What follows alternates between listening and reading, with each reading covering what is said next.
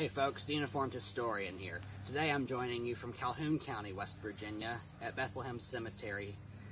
This is the grave of Mr. George W. Silcott.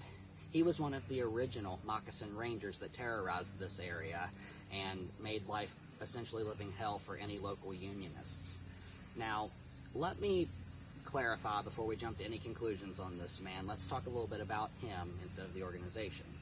He was born in 1830 in Fauquier County, Virginia.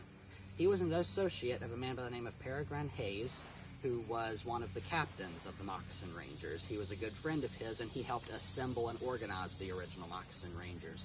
He actually became disgusted with the way they were conducting themselves. He didn't agree with their tactics and the way they were handling themselves as soldiers or as men, so he actually deserted the organization because it was too crazy even for him. He was actually ordered to be arrested by Captain Daniel Dusky, one of the other commanders of the Moccasin Ranger outfits that were in the area.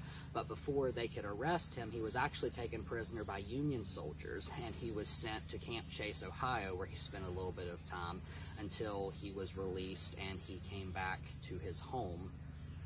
After the war, he returned home to Calhoun County, where he continued to farm, and he last appears in the 1880 census, as the 1890 census has been lost to history if you do anything with genealogy, and he actually died in 1903.